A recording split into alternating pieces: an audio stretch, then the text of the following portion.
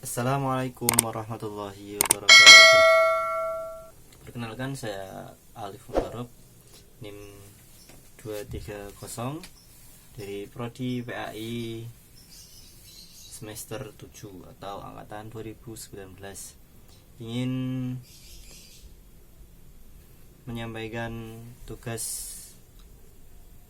ulangan akhir semester, tugas mata kuliah Pendidikan Anak Berkebutuhan Khusus atau PABK, ingin tentang wawancara kami kepada narasumber anak berkebutuhan khusus.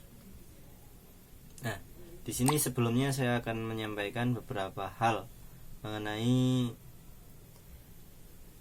pendidikan anak berkebutuhan khusus, tentang anak ABK sendiri.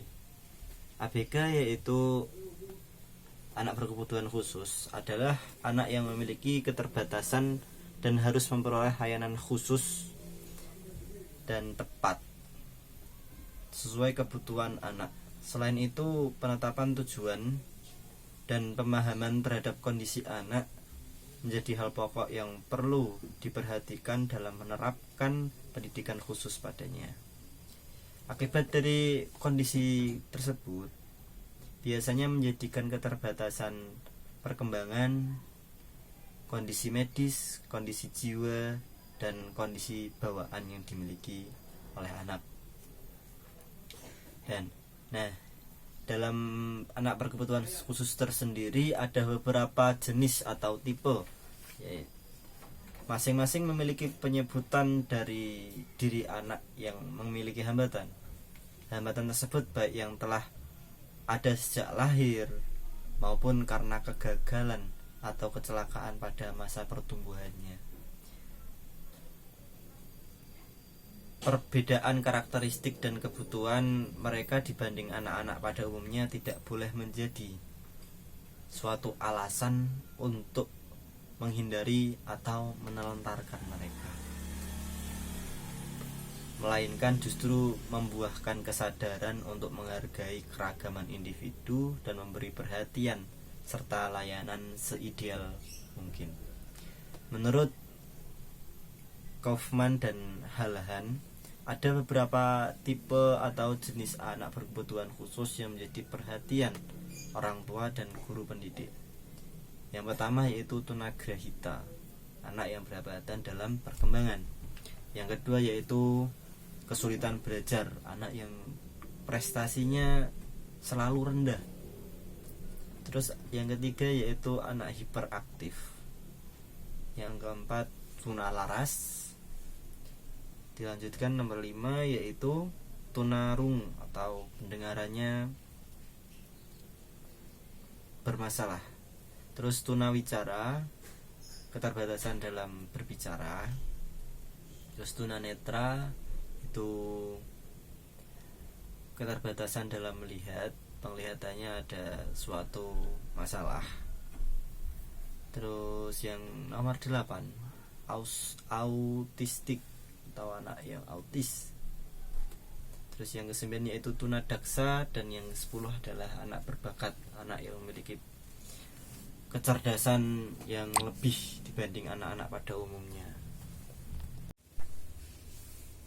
Dalam hal ini saya mendapati anak dengan gangguan kemampuan komunikasi yaitu tunawicara, namun dalam skala rendah, atau dapat dikatakan tunawicaranya itu seperti kurangnya huruf pelafalan gitu, atau biasa kalau orang sebut itu celat. Nah, celat sendiri itu kemampuan untuk mengungkapkan salah satu huruf itu dia ada keterbatasan dengan pengucapan hurufnya, jadi tidak jelas, sehingga hal tersebut menghambat anak dalam berkomunikasi. Berikutlah ungkapan dari narasumber saya. Assalamualaikum warahmatullahi wabarakatuh.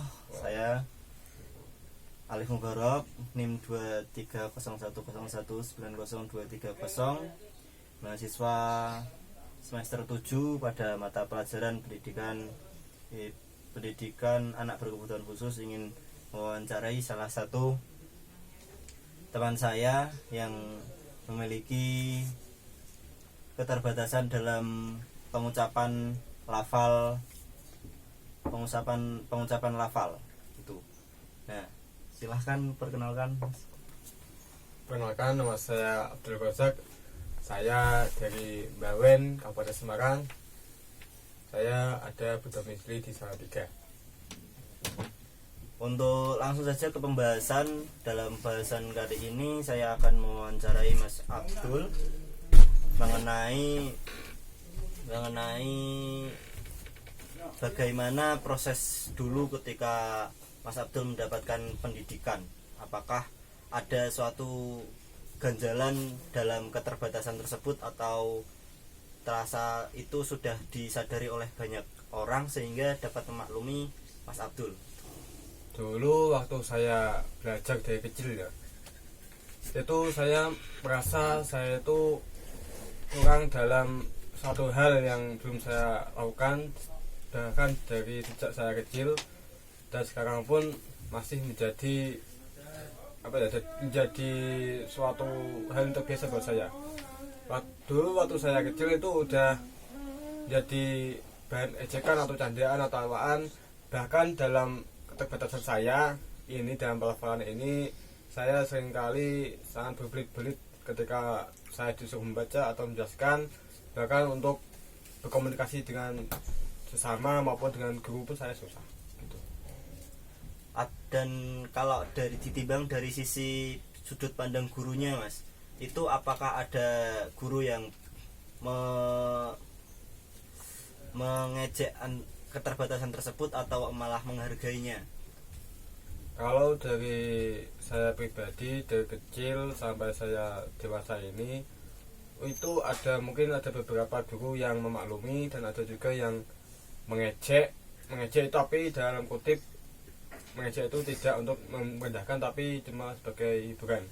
Bahkan ada 1-2 yang itu secara tidak langsung itu mengejek saya meskipun saya tidak tahu itu.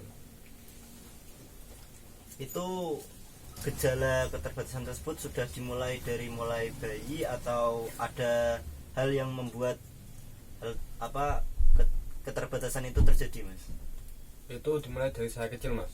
Dari saya kecil dulu tuh saya diberitahu oleh bapak saya bahwa saya itu di umur sekitaran anak-anak kecil itu sudah mulai berbicara. Saya itu masih belum dapat berbicara. Dan sedangkan saya tuh mengalami keterlambatan dalam hal berbicara, Mas. Dulu saya tuh dari fisik dan segi bicara saya lebih dominan duluan untuk yang kinestik. Berarti dari segi pelafalan pun saya dianggap terlambat. Jadinya itu memang ini sejak kecil itu udah saya berbagai cara sudah saya lakui itu tidak ngefek sama sekali gitu.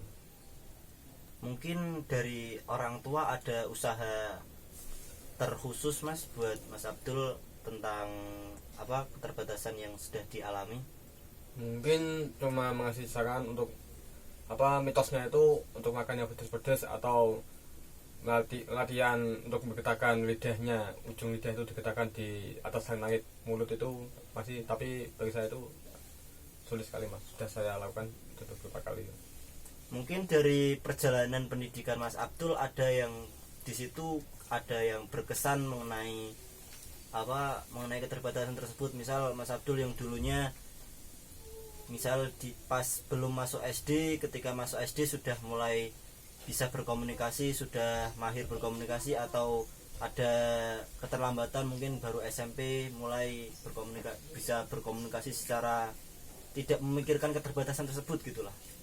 Kalau dulu saya sama masih SD sampai mau lulus SMP itu sering sendirian, Mas. Jadi saya itu komunikasi itu tidak banyak-banyak, dan saya mulai terbuka itu ketika saya sudah menginjak mau ke SMA gitu. Jadi mulai SMA mulai aktif, mulai ikut gerombol sama teman-teman gitu loh, Mas. Iya, Mas. Meskipun dalam saya dulu SMP ikut organisasi pun saya juga tidak banyak omong, Mas. Kalau sekarang sendiri di perkuliahan ya Mas, ada juga yang masih mempermasalahkan hal itu atau tidak?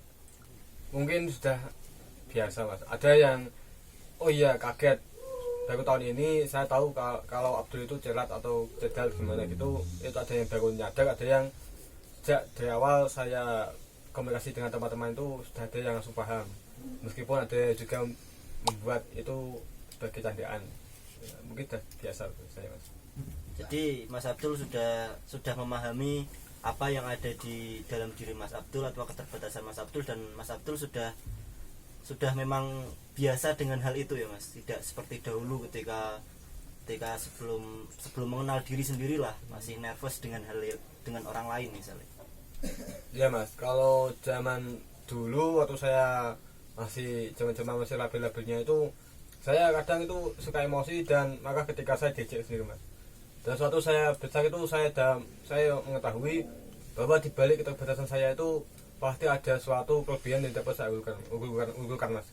Jadi saya kebiasa dan ya nikmati aja, mungkin udah takdirnya karena udah diusaha beberapa kali dan sudah maksimal, mungkin masih belum ada perkembangan, mungkin cuma menunggu dari Tuhan aja, Mas, yang merestui.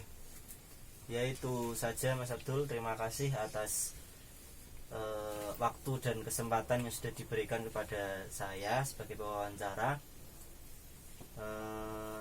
dan ya itu saja yang dapat saya sampaikan mengenai wawancara pada siang hari ini. Saya ucapkan terima kasih. Terima kasih Mas Abdul.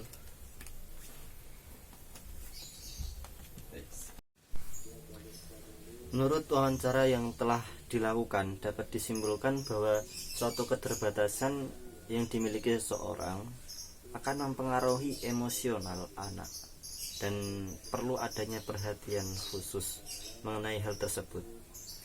Peran orang tua dan guru dalam mendidik anak juga sangat penting diperhatikan, karena jiwa anak terkadang merasa dirinya tidak normal, sehingga akan mengakibatkan anak dapat melakukan perilaku yang menyakiti diri sendiri berdasarkan keterbatasan yang dimiliki oleh anak tersebut.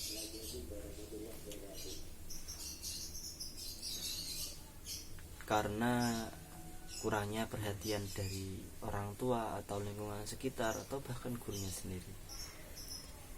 Nah, peran orang tua di sini yaitu perlunya adanya penanaman ke anak bahwa keterbatasan bukanlah suatu hambatan untuk mencapai tujuan atau cita-cita yang diinginkan. Selain itu juga mempercayai bahwa di balik keterbatasan yang dimiliki anak terdapat lebih banyak kelebihan-kelebihan yang dimilikinya, sehingga ketika misalnya Mas Abdul tadi itu tunawicara dalam skala rendah atau celat, ada hal lain yang mendapat perhatian khusus, yaitu dalam segi kinestiknya, cara kerjanya, cara pertumbuhan dalam dirinya, kekuatan dirinya itu, atau pemahaman dalam otaknya. Mungkin dari pengalaman Mas Abdul itu yang saya tahu ada beberapa perlombaan yang pernah dimenangkan Mas Abdul, yaitu dari perlombaan rebana. Nah, di situ kan kinerja kinestik Mas Abdul dalam menabuh rebana itu kan juga dapat dibuktikan karena sudah baik gitu. Jadi tidak perlu memandang sisi buruk seseorang, tapi pandanglah sisi kelebihan seseorang agar kita dapat meninggikan motivasi untuk mengimbangi atau tidak menjadi suatu keterbelakangan. Dan hal lain yaitu yang harus dilakukan dalam lingkup pendidikan, yaitu peran seorang guru. Guru perlu memperhatikan anak berkebutuhan khusus sesuai dengan jenis kebutuhan yang dimiliki oleh anak dan menyadari keterbatasan anak sehingga tidak memaksa anak untuk mengerjakan hal yang tidak bisa dilakukan anak, mungkin kerjaan yang dalam lingkup keterbatasan anak.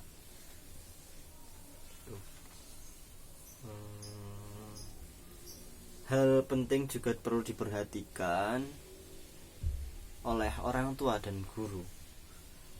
Jika ada seseorang yang masih belum paham tentang keterbatasan anak, berilah pengertian, berilah sosialisasi mengenai anak tersebut, bahwa keterbatasan anak itu tidak perlu ejek, tidak perlu sebagai bahan ejekan, tapi keterbatasan anak itu dapat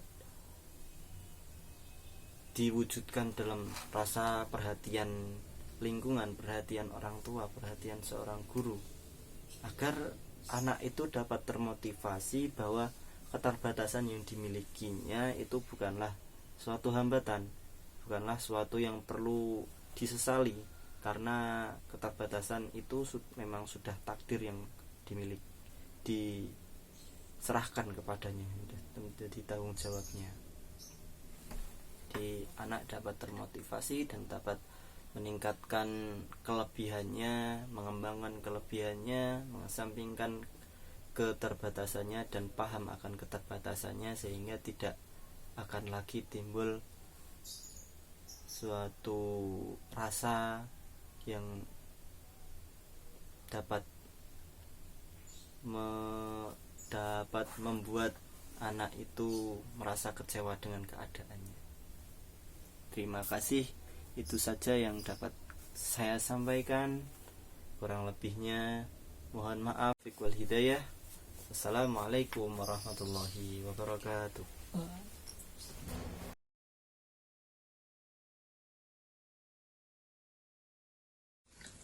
Lagi ci fasi case.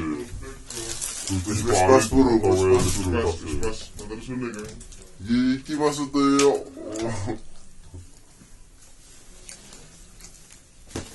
kurang cilik iki. Orang murid Mesti dipotong. Ya betul. Wawancara ini. Iya toh. Besok aku nak tugas minum bisa pujar tak wawancara itu. Kang Use Ya, iki toh.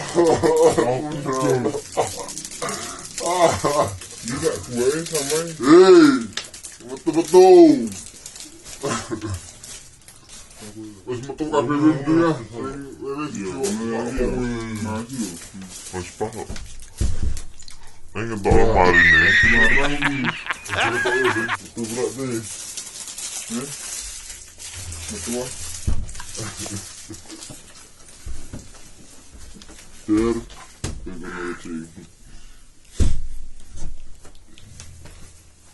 Sampai siap soal itu. aku otomatis. Waktu itu ya. Jadi oleh bebas narasumber aku selalu itu Kusuman Burung. Harus siap burung. wes Tuh 25.